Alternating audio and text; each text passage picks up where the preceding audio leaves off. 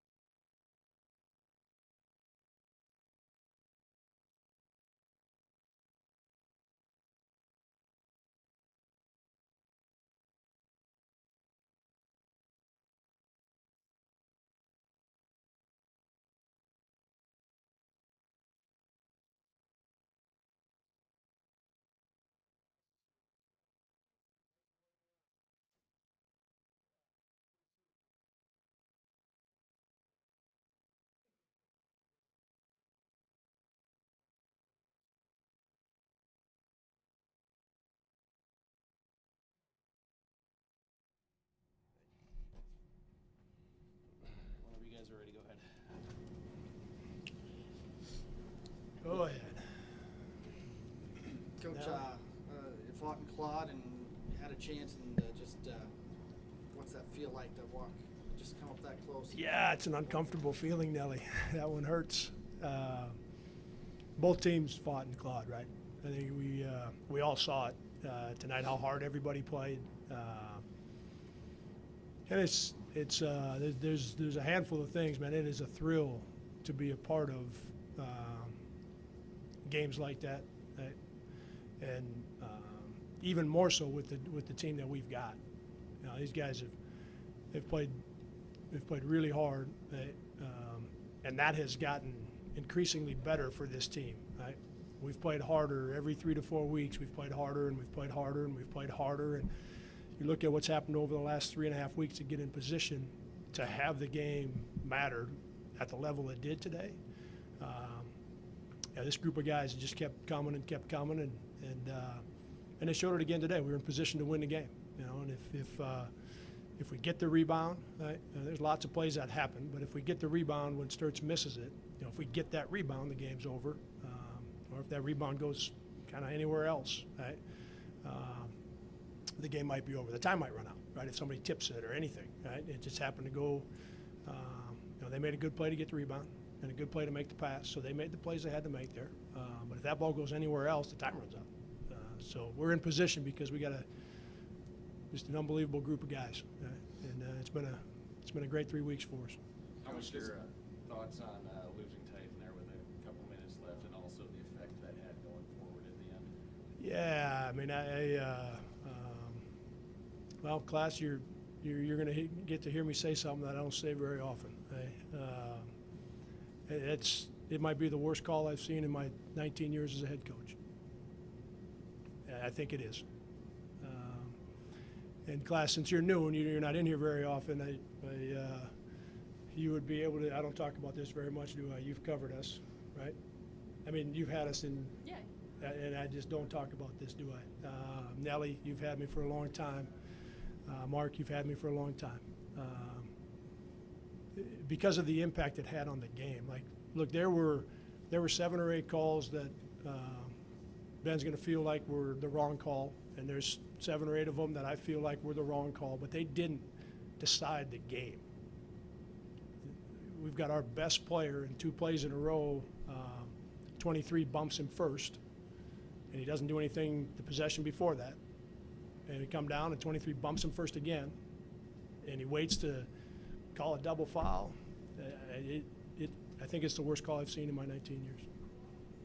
Coach, you just honored your seniors. I want to ask you about Titan. What has impressed you the most about his journey here at UNI and becoming the player he is today? Yeah, man, you talk about a thrill for a head coach, and just as just to be able to be around him each and every day. You know, I remember year 1 he was hurt and coming off an injury, and his first game was at Southern Illinois, and he came in the game, and all of a sudden the game changed. He was a freshman, and the game completely changed. The energy and the enthusiasm and the activity level and just the feel, you know, the look in his eyes and just wanting to win and wanting to be with his teammates. Like that's why we offered him a scholarship. You know, watching him in an AAU game and playing against 2 guys that were 3 or 4 inches taller and 40, 50 pounds heavier, and he got under the skin of both of those guys, okay? And just because he plays so hard, and so that's why we offered him a scholarship, because who he is as a young man, and what he stands for, and how much he cares about his teammates, and how much he cares about his school. And so I fast forward and skip all kinds of good stuff to last spring.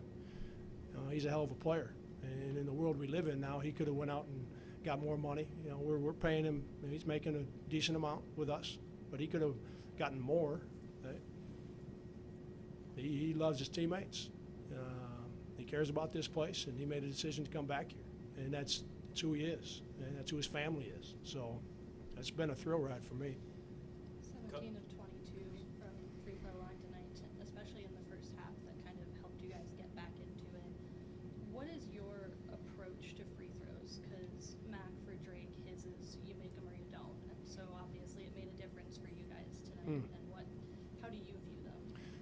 Yeah, it sounds like pretty similar. It's the first time I've heard that with him and how he sees it.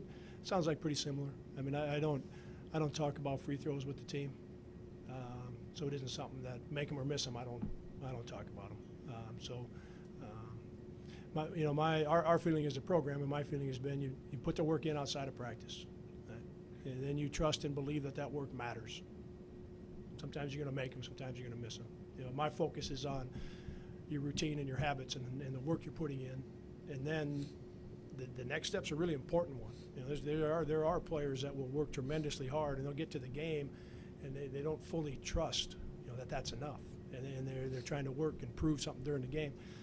You got to really trust and believe that the work matters, and that's where my focus has been. I hadn't looked at that number yet. So we missed a couple in that second half. We were 17 and 22 for the game. Yeah. I think 2 front ends later in the game. So I didn't know that number. And so that 17 22 is good. The ones we missed were later, and I think 2 front ends are the 1-and-1 that. But back to where you started, it isn't something that I will talk about or that I do talk about with the guys. The hard work paying off that you're talking about, is that the case tonight with Jacob Hudson? Yeah. He went 10 of 12. Yeah, for sure. Yeah, he's a worker, and he's been that way. He puts in a lot of time. Yeah, he and Wes and usually 1 or 2 of the other bigs are in there with Coach Tuttle. I think it's 11 to 12, but it's during the middle of the day when they've got a break between their classes, and so outside of our practices when he's in there and he's getting in a good 45, 50 minutes. This morning we come in for shoot around, and he's got a full sweat, and he's just finishing up probably a 25-minute workout, on game day with a 3 o'clock game. Yeah, he's a worker. I know the result is something you maybe want to see flipped, but how much does a game like this, how much does this program need a game like this where you got the biggest crowd in a dozen years or whatever, and a game that's going to decide maybe first place in the Valley this year? How big is having a game like this for the fans to see performance like this out of your team? Well, I mean, if they've been watching the last month, and this isn't coming your direction, yeah, you're asking a great question, okay? But if they've been watching, they could have watched Wednesday when we were down 29-10 and stay with it and come back and win a hard game at Belmont. And if you watch this group play over the last month, you would have seen everything you needed to see. We had played good basketball in December and early January. We weren't consistent enough, and we weren't playing hard enough. Right? Our playing hard was more in stretches, right? But not over the last 3.5, 4 weeks. So, from that standpoint, I don't feel like we needed a game from that standpoint. Again, you're asking the right question, and my answer isn't directed at you. But all you got to do is watch these guys the last 3.5 weeks. They've been doing this for a month. Early in the second half, you were down about. Oh. No, go ahead. I'll get you next. Sorry. Yeah. No, go ahead. No.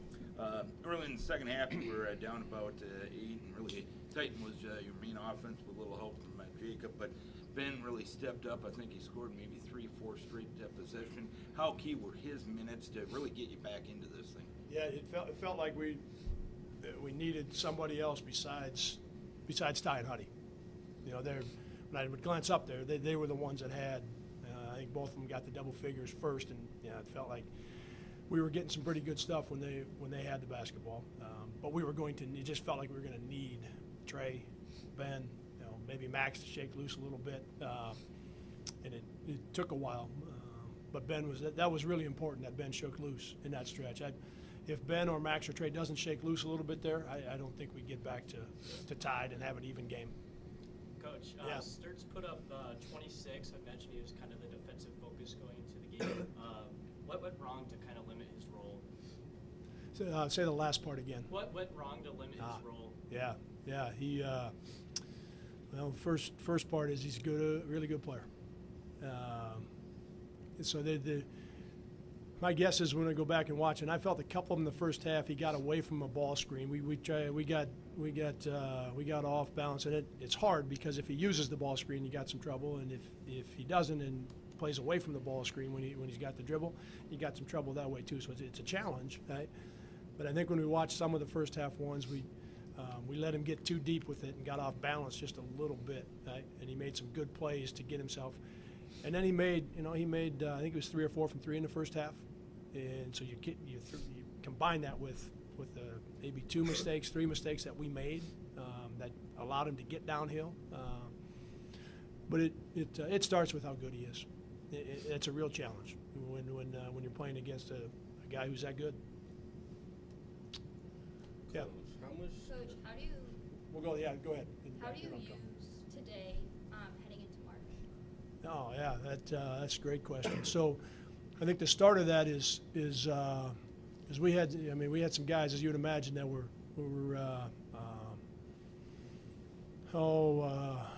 really feeling the sting of what just happened, right? As you know, you put this much into something and you're in position to get to be playing for the title with 2 to go, right? That's a special thing. So it starts with our guys, taking the rest of today and letting it, kind of absorb, sink in. Everybody handles it a little bit different, but taking some time here to just kind of handle it the way they need to, and then being able to have it be done, so that tomorrow when we come back, we've got the same feeling around our team that we've had for the month. Okay? The feeling right now, we don't want that in the gym tomorrow morning. Okay, so that's where it starts, and the guys know they have the rest of the day, and it's going to sting, and they aren't going to be able to. It's not one you just say, oh, I'm going to forget about it. It doesn't work that way. So they've got some time to do that here the rest of the day. But I asked them to, when we come back, that the vibe that we've had for the last month, that we come back, and that's what we got tomorrow morning, right? Is one. And then 2, both teams played hard. Really physical, hard-fought game, and guys on both teams making big plays. Like that always carries, right? That always travels, right? And we've got one home game, we got a road game with Bradley, then everybody goes to St. Louis, and you play that hard and you fight that hard and you carry that much. That always travels. Yeah, right here. How much impact do you think the crowd had on keeping the game within 3 to 5 points most of the game? Yeah, I think that was huge. Yeah, it was. That was. I think they were worth the 3 to 5 points for sure. I think they helped us at the offensive end a little bit. Just feel like maybe we'd be a little more physical, or we were going to make the right play, or find a way to that free throw line, and then for sure at the defensive end. For sure they.